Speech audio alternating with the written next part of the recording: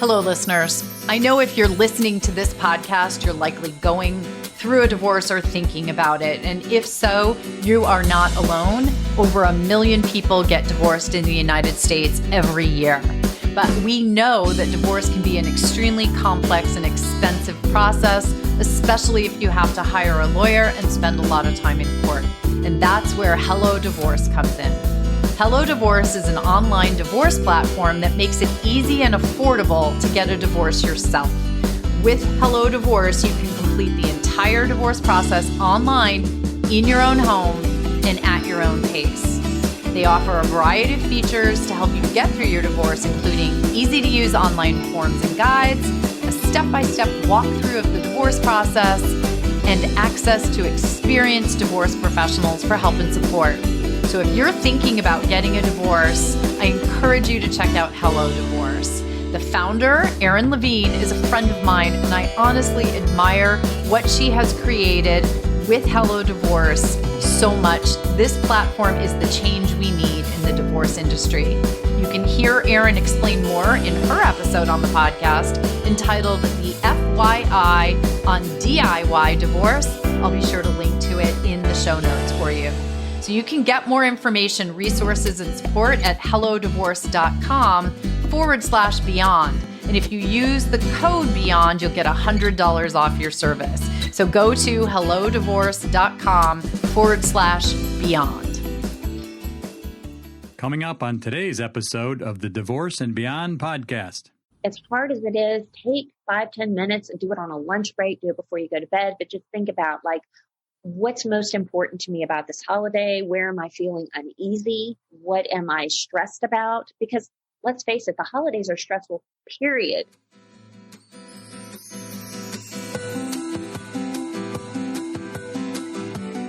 Hello, and welcome to the Divorce and Beyond podcast. I'm Susan Guthrie, your host. As a top divorce attorney and family law mediator for 30 years, I know what you need to know to get through your divorce, and most importantly, how to move beyond it to thrive and transition to your new future. My experts and I are here to give you the insider view into the process, so listen in for the wisdom and expert information you need on your journey through divorce and beyond. Hi, listeners. It's Susan. I wanted to just pop in for a second to let you know that I'm doing something special in this week's episode. And that's because as we go into the holiday season, I'm hearing from so many of you that for a myriad of reasons, this particular holiday season seems to be even more stressful than normal for so many of you. So I actually am reaching back into the Divorce and Beyond archive to replay a really special and helpful episode with one of your favorite and my favorite Divorce and Beyond experts, Christina McGhee. There's a reason why Christina is America's favorite parenting expert, and it's really because her insights are invaluable to co-parents. She joined me in this episode a couple of years ago to share her wisdom on how co-parents can create a holiday season that is less stressful and, importantly, more joyful for your children. So whether it's your first holiday after a separation or if you've been navigating this season for years, Christina's practical and actionable advice is a gift that keeps on giving. She covers everything from how to communicate with your co-parent about these holidays to managing gifts, extended family expectations, and truly everything to ensure your children feel the joy of the season. So settle in and let's revisit these essential strategies and tips with Christina in this special replay episode.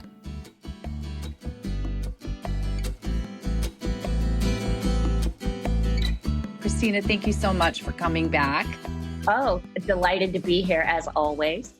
This is, your series is getting such a phenomenal response from our listeners. And I, that's wonderful because I think what is indicative of, or this is indicative of the fact that, people really want to do the best they can for their kids. And you're such a wonderful resource. You have such great actionable tips for parents. I do want to point out, I see your book in the background. I forgot to grab my copy, but you are the author of Parenting Apart, which is my go-to parenting resource. I recommend it to all of my divorcing couples who have children, because it's, I call it the encyclopedia. It's not a read from cover to cover. You can, and it's fantastic information, but it's really hey, we have an issue, go and look it up in the table of contents. And then there's a good 5 to 7 pages of solid content of information on what you can do about that particular instance. So everyone, I will have a link to the book, as I always do, in the show notes. But we're excited today because a few things. One, we got a wonderful response to your first 2 episodes. The first episode was on how to have the talk with your kids. And then the second one is on how to create a parenting plan that works for your kids. And that one got a great response too. Today we're going to talk about, as we tape this, we're going into the holiday season. We're taping this at the end of October. It will probably air in early November. So going into that holiday season, for many families, it might be their first holiday season as separate households. It's also COVID, which is layering on anxiety and stress. And so we're going to talk about, what parents can do to keep the holidays, we'll say, merry and bright for their kids. But first, we did have a reader question from Fiona. And you very kindly have already given her a very detailed response. But I wanted to, read the question and have you give a couple of tips on Fiona's questions, because I think that they were sort of the common questions that we heard. So Fiona said, I just listened to the Talking to the Kids About Divorce. It was very insightful. I'm hoping for more actual dialogue, though, to have with my kids. I have a 4 and a 2.5-year-old, so she's got littles. I love how you call them littles. I think that's adorable. My soon-to-be ex and I have both spoken with them a bit separately about what's going on, but have not yet together. We're also selling the family home, and we'll be both living with our parents before we each create our new separate homes.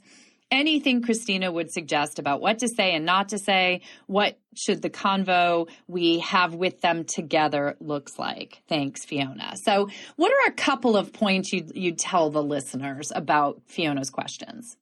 Sure. I would say, referring back to the last podcast that we did when we talked about parenting plans, I think the very first, the starting point for every conversation is the parents need to draft a plan. It's really hard to talk to your kids about what life is going to look like if you haven't mapped it out. So as best you can, get together and talk about what does moving forward look like for us. So in this particular situation, Fiona and her co-parent could sit down and say, okay, so when's the move taking place? How are we going to transition the kids? What's the time frame? Once you have decided the time frame, then you can think about, so when will we have a conversation? So you really want to map it out in terms of how you're going to move forward. I think when you talk about little kiddos, the hard part is developmentally, the littles don't fully get it, right? Cognitively, they're just not there. But I do encourage parents to still, really focus in on the structure and consistency, because what's unique with little ones is that they pick up on the tension. They pick up on the stress, the uncertainty, the, chaos of the transition. So you want to, as much as possible, for co-parents to really try to provide some consistency, predictability, and structure. And if you can mirror that within each home, that's even better. That will help kids tremendously.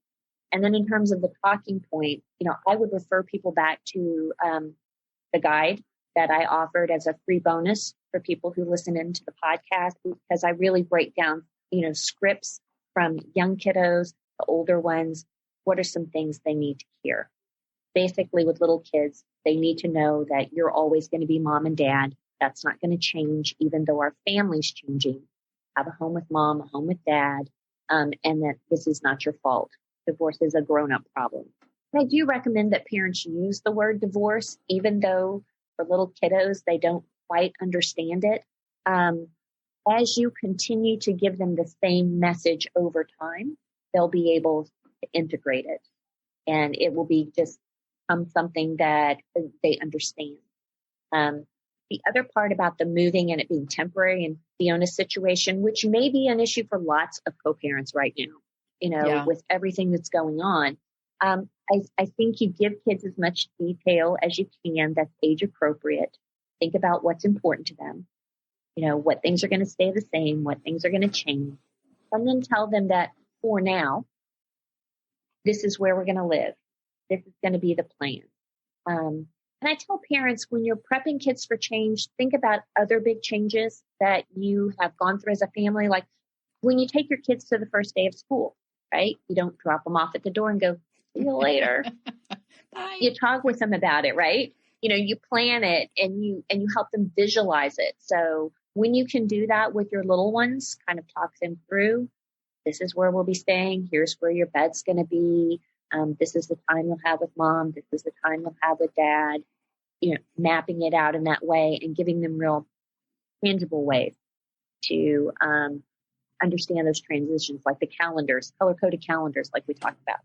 Yeah. I mean, there are so many little helpful tips. And I do want everyone to know I will have a link again to your giveaway because it's truly, if you didn't download it yet, folks, please do go get Christina's giveaway because it has literally scripts of what you can say to your children in all these different situations and based upon their different ages. As Christina points out here, Fiona's children at 4 and 2.5, you're going to have a different conversation with them than you would with a 14 and 12.5-year-old. So it's just a different, it's a different place. But that's a good segue of putting all of that thought and conversation with your co-parent ahead of time into how you're going to handle the schedule or the timing before you talk to your kids, because that also translates into how you're going to handle the holidays.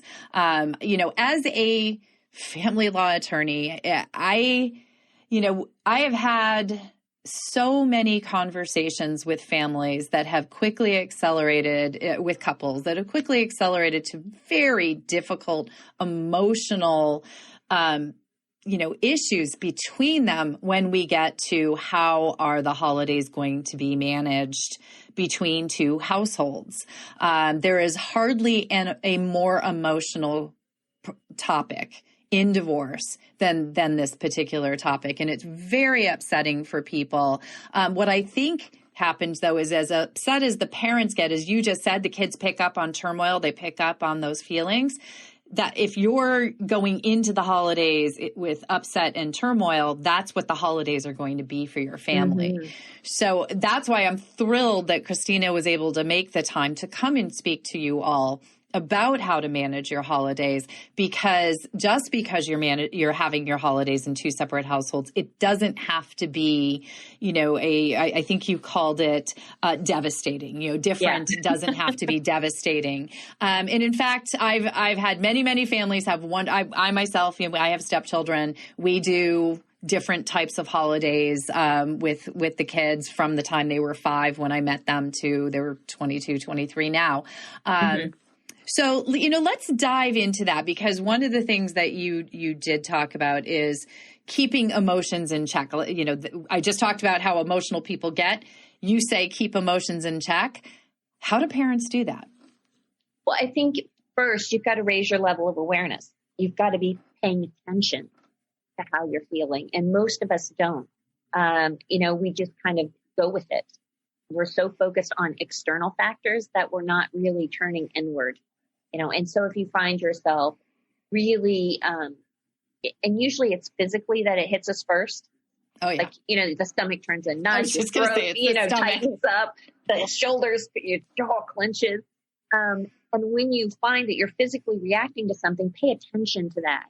Check in, as hard as it is, take 5-10 minutes and do it on a lunch break, do it before you go to bed, but just think about like, what's most important to me about this holiday? Where am I feeling uneasy? What am I stressed about? Because let's face it, the holidays are stressful, period. Like, even when you're not going through divorce, I don't know a parent alive that isn't like a little tense about this special time that we're having and just everything that goes with it. So try to be thoughtful, and maybe even talk it over with a friend.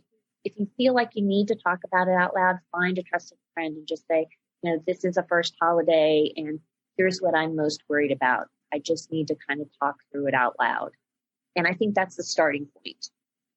I think that's, such a good point. If you don't, it's, talking it out with yourself and then talking it out with your co-parent. But try to have that conversation with yourself before you have the conversation with your co-parent about how you're going to manage the holidays. And, the other part, and we talked about this in the parenting plan. In fact, you had a quote in the parenting plan episode that what feels fair to you might not feel fair to your children. Right. And we have a whole section in that episode about parenting plans and fairness are not necessarily, time with your children isn't something to be divvied up like it's a commodity.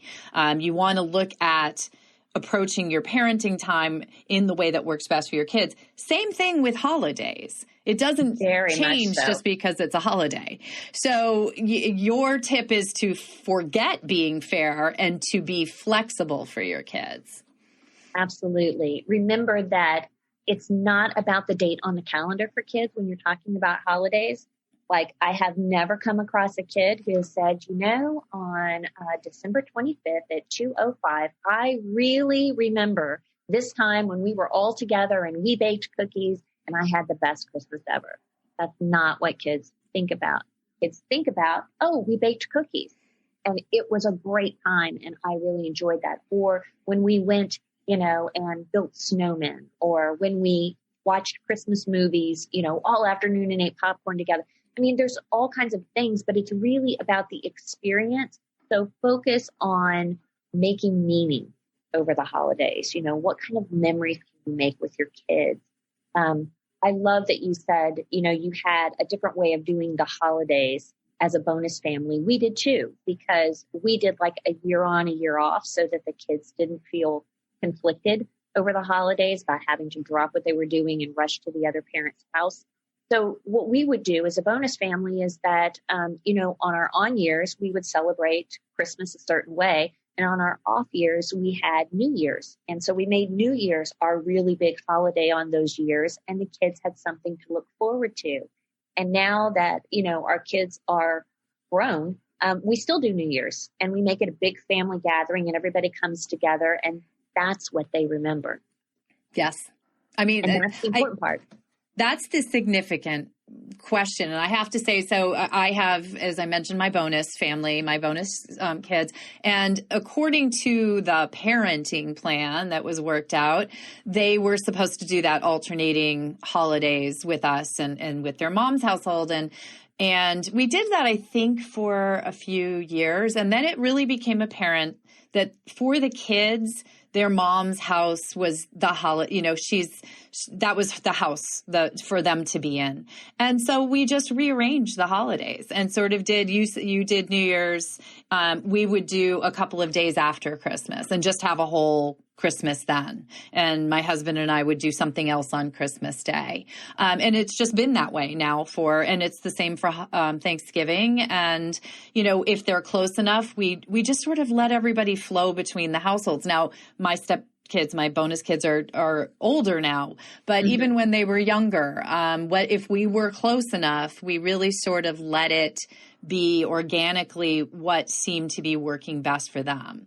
And that is one of your tips, is to consider the kids, but also not to let them drive the bus on this issue. And so many parents do. I mean, this is I've negotiated parenting plans where it's all about, well, they say they want this, or they say they want that, or they won't go, or so what do you mean by, keeping the kids out of that driver's seat? Well, I think it puts kids in a really difficult position when you say to them, well, who do you want to spend the holiday with? Where do you want to be? And we kind of guise it as, well, I just want to find out what the kids want. Well, that really puts kids in a no-win situation, because if they say yes to you, they're saying no to the other parent. And as I've mentioned before, I think in other episodes, kids often will really pick up on what they think a parent wants to hear. And so they may say one thing to one parent and another thing to the other parent. And each parent thinks they're the ones that are hearing the truth and that the other parent is lying. Yes. So, don't put kids in that kind of situation. I think what you can do is you can talk to kids and say, hey, can you give me some ideas about how you'd like the holiday to look like? I want it to feel most comfortable for you. I don't want you to think about, how it feels for me or how it feels for the other parent, but really I just like to hear what about the holidays in the past or what about the holiday coming up are really important to you. And let's see how we can be creative about honoring that. And really, this is something that I think parents really need to pay attention to. And that is, it's okay to think outside the box. You can be creative about how you approach some of these issues, some of these celebrations. You don't have to throw out everything that you've done in the past. Some of that may be things that you want to keep, traditions you want to hang on to. That's okay. But you can also establish some new ones. And that's right. Okay too. Well, and the traditions, I'm glad you mentioned that, because that is what I hear so much, and what makes, I think, trying to visualize for parents or acclimate to the idea that their children might not be there for a certain date on the calendar is because there are family traditions around those times, these holidays. And very often it involves extended family. So, I've always had we always do Thanksgiving at my parents' house, or Christmas Eve, we always go to church, or the first night of Hanukkah is always done this way. It's what's happened for that family up to that point in time. It's been their tradition, and that's very hard for people to imagine doing something different. Right. And so, what tips do you have for those situations where we're not just talking about what the core family, mom, dad, or mom and dad and the children, but what their extended families have always done?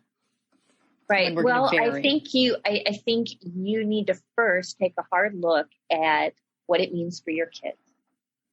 Okay. So if this is a tradition that's really important for your children, that's where I say, go back to being flexible over fair. Really base that decision around not so much the other parent, but what's it going to mean to your kids? And if, your kids, aren't going to, it's not going to be a deal breaker for them if they're not celebrating Hanukkah in this way, or they're not there for midnight mass, then you may need to, have a conversation with extended family and let them understand that this is kind of part of the way that lives change when you split up, and that we'll be doing the holidays a little different. And you might get some pushback on that. My guess is that's probably not the only thing you're going to get pushback on over the course of your divorce. Probably not. It's a good time to start setting limits. And I think that limits are important regardless, because I think part of the stress of the holidays, we're so into trying to meet everybody's demands, all the extended family. What are they going to think? What is Aunt Edna going to think if I don't show up for a Christmas Eve party?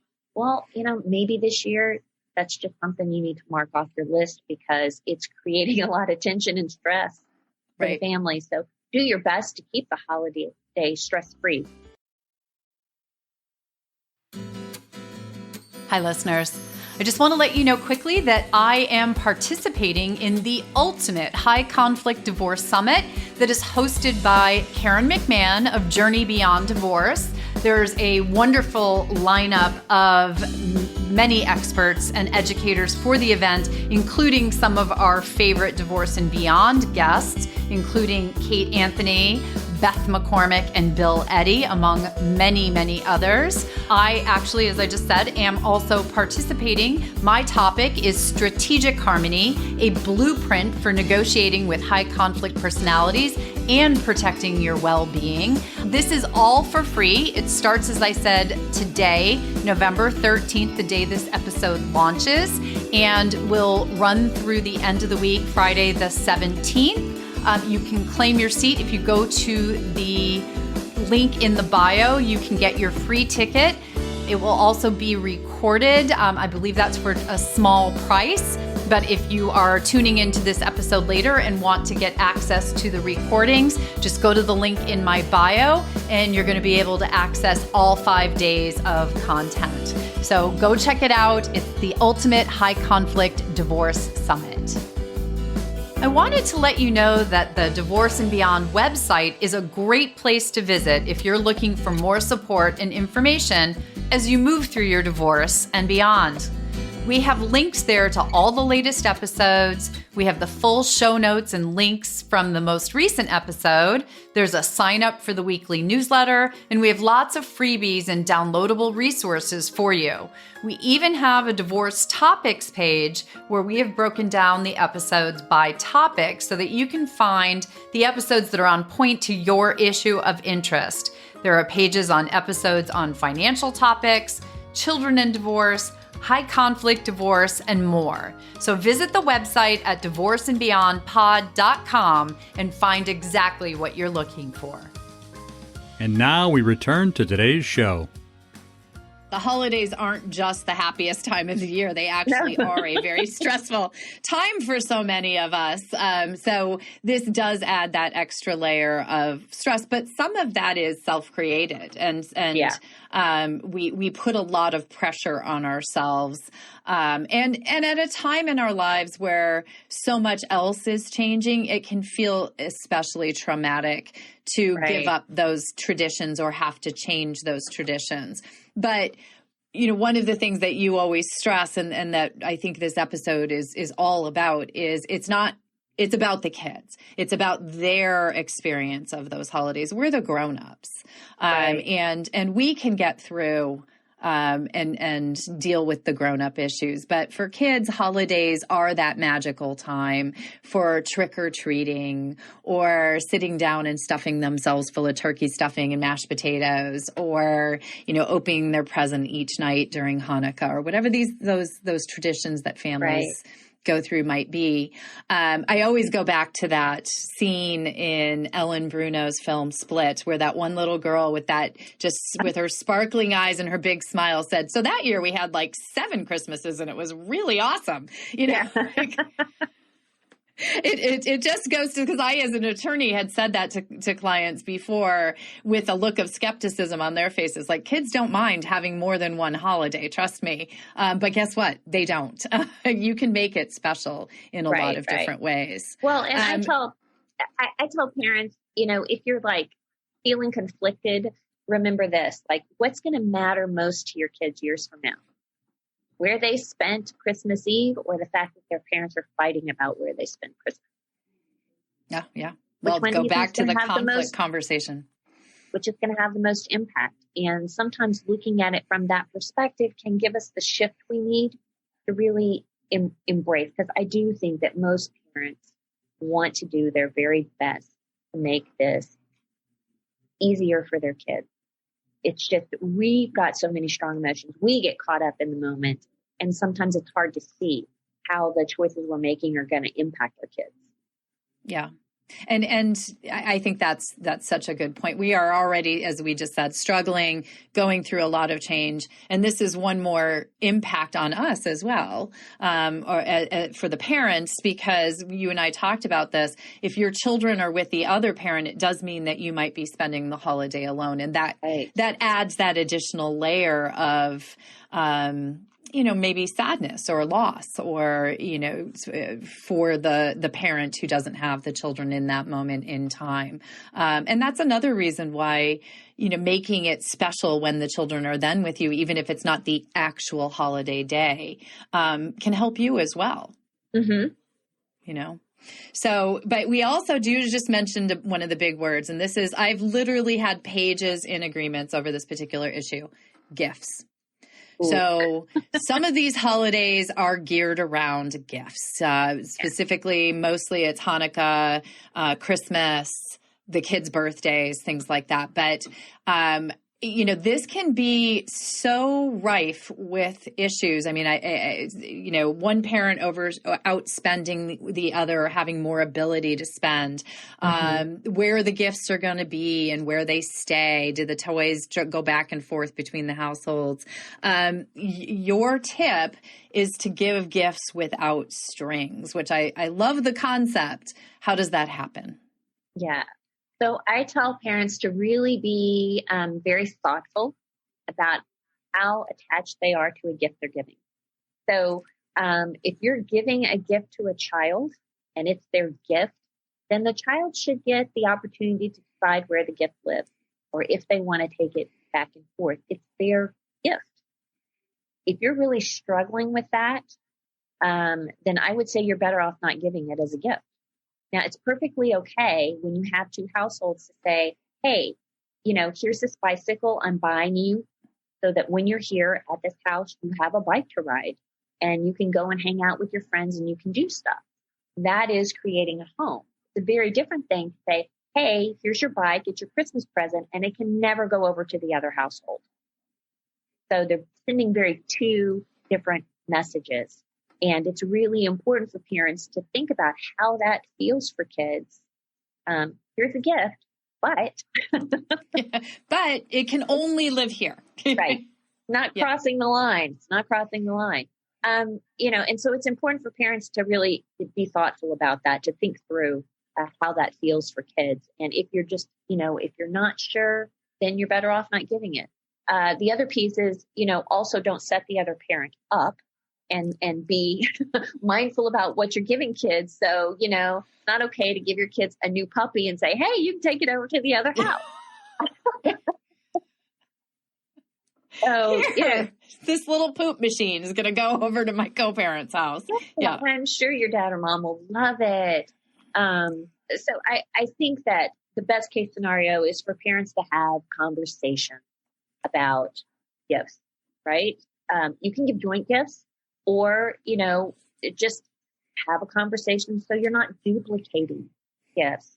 Because that also, creates an issue for kids when they get the same gift at each household. Like, it's a little underwhelming when they open the second one. Right. So, and we also, you don't think about what kind of values do you want to give your kids? Because the other thing is a lot of parents will overextend themselves. They'll just give and give and give. Where's the specialness in that? Right.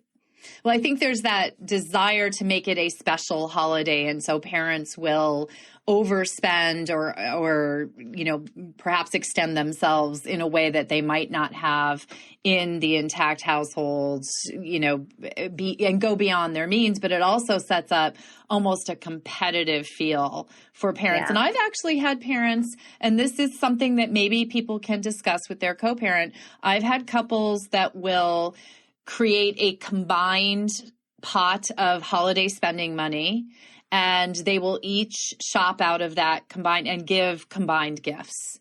Nice. And they will have, from mom and dad or mom and dad, and they will have some of those gifts be at one household and some of those gifts be at the other household. But they will decide we're going to spend a certain amount. We'll each put in this much toward it. And, many families have one parent that's traditionally done the Christmas shopping. Sometimes that it works for those families for that person to continue doing that. Sometimes they talk and they split it up. And that's actually worked very well for some of my families, because then that takes all of that, everything that we've just talked about, out of the mix. It's a jointly given gift. It can go between the two households. Right. There's no double gifting and there's no competitiveness in the gifting. So something to consider. But, there's also for kids, I think, because many families don't sit down. Many parents have a hard time talking about this. This is extremely emotional. Parents don't like talking about it. it's very, difficult. And so they may not either have a plan or they have a hard time talking to their kids about it. So sometimes the kids are kind of left in the dark. Right. That's a big problem. That's a huge problem. It's really difficult for kids to manage a situation when they don't know what to expect, right? And so if we want the holiday to be stress-free, part of that means understanding that kids navigate a lot of situations behind the scenes that we are not even aware of as parents. Just very simple things like, Brittany's having a Christmas play. And she may be really angsting over, like, my parents aren't sitting together this year. So, where do I look? And who do I go to first after the Christmas play is over? If I go to dad, is mom going to get upset? If I go to mom, is his feelings going to get hurt? How do I handle that? Sometimes we're not thinking about that as parents. So I think wherever you can kind of get ahead of it, and really think about your kids, where can you minimize some of those unnecessary stressors by thinking ahead? If you have a parent who's not particularly cooperative and for example, with the Christmas play, that might be an issue for Brittany, you can say to Brittany, I know dad's going to be there. So when you get done, why don't you go over and say hello to him first? And I'll be waiting for you, by the backstage door. You go ahead and make a plan and you just take that stress away from them so they don't have to worry about it. I also think with the holidays, like, what's it going to look like? Where am I going to be when? Kids are wondering these kind of things. And when we're not talking about them, that creates more anxiety. So really mapping it out, saying, so this year, here's how we're going to approach the holidays and letting them know. And especially with little ones, again, back to the color-coded calendar so that they can actually see where they're going to be when. And I would also say the same is true for older kids. You might not color code it, but maybe you put it on a Google Calendar or you text it to them. But just so they're real clear, because they're not only navigating between parents, but also their friends, their boyfriend, their girlfriend, they've got a lot of other things going on. So you really want to just talk with the kids. You just said that about the Christmas play at school, and it reminds me, I was talking to a colleague the other day. Now, we're talking about a family mediator who's probably in his later 30s, and we were talking about his growing up in a divorced family, and he told me, so this is 20 years later for him, he told me the story of the school play. I don't know if it was a holiday play, but the school play, and his parents were both there, and he still remembers very viscerally as he came off the stage not knowing where to go. Yeah. Like, do I go to mom? Do I go to dad? So if you don't think that impacts your children, this is a divorce professional who, he choked up. He got teary when we were talking about it. And it made me feel so badly for him and wonder. So I so love that tip that the parent can alleviate that so easily by saying, I know dad's going to be there. I know mom's going to be there. Go ahead and say hi to them. And then I'll just be waiting for you, afterwards. I'm so proud of you. Have a wonderful play, break a leg or whatever. Yeah. I just love it. It doesn't have to be a big drama or trauma, but you just took that off your kid's plate of stress. I just love that. It's wonderful. So one of the things that I wanted to just add, into the conversation when we're talking about unnecessary stressors is that, for adult children of divorce, the holidays can really, really be challenging and stressful. And a lot of times parents don't think about the impact their choices or how they're handling the holiday is going to affect their kids. So because there's no order in place telling us how to handle the holidays, a lot of times parents will have expectations. Well, of course, you're coming to see me for Christmas or Hanukkah. And the other parent may have the same expectation. And I've talked with adult children of divorce, and it really is such a challenge for them because they feel very conflicted, saying yes to one parent and saying no to the other. And they worry about letting someone down. And so they're scrambling to try to divide their time to be fair. There's that F word again, to everybody. And so I think that as parents, it's important to take into consideration how your expectations affect your adult children. And, instead of insisting that everybody is sitting at the table on Thanksgiving Day, maybe you need to shift your holiday and have an alternate, Thanksgiving celebration. Or, again, be creative about how you spend the holidays together and make it more about making a memory with your kids than what the actual date is on the calendar. And I can tell you that kids have such a high level of appreciation for a parent that is willing to be flexible and, take away that unnecessary stress for them. And talk to them about it. I mean, I think that's the key component, because even what you just said about adult children is, instead of just assuming, well, they're grown-ups now, there are no orders in place, it's okay, they can just figure it out themselves. Understanding that there may still be stress there for them, and just saying to them, we've always done our Thanksgiving on Friday. That's perfectly fine to continue doing that if that works for you still. Or, we'll be fine, stay in one, do what we've done up to now, that sort of thing. But talk to them about it. We truly in our lives avoid the difficult conversations, or what we perceive to be difficult. And that only makes everything more difficult. So if there's one big lesson out of all of this, is you need to talk to your co-parent about it if you can. You need to talk to your kids about the holidays. And you need to talk, as we just started the episode, you need to talk to yourself and understand, your stressors and recognize that. So one thing I want to mention to listeners is I do have right after this an episode coming up with Dr. Elizabeth again, the divorce doctor, and we're going to talk about how you can address your feelings of stress and perhaps loneliness or other issues that are coming up for you during the holidays, especially if you're going through divorce, and especially as it's compounded right now by COVID and all of the complications that raises.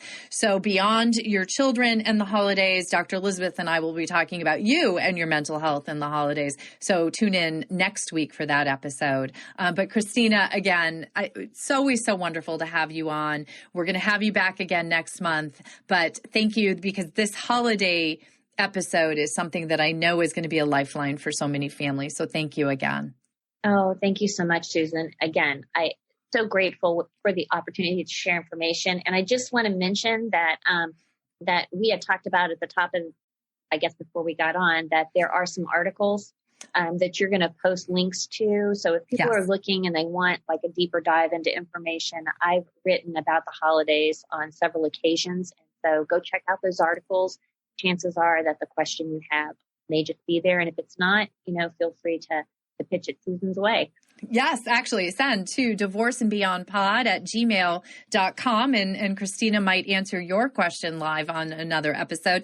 And just remind people, Christina, how they can reach out to you and find out more about you and get your book. Sure. So the name of my book is Parenting Apart, How Separated and Divorced Parents Can Raise Happy and Secure Kids. You can get it at any major retailer for books. And you can find me at divorceandandchildren.com. I'm also on Facebook, Divorce and Children. And if you want to start a conversation or are looking for some support or other parents to connect with, please, drop on by and check us out. So we'll see you again soon, Christina. And to all of you, have a happy holiday season. It's going to be fine. And just, take it slowly, be kind to yourself, be kind to your kids, and have a wonderful holiday season.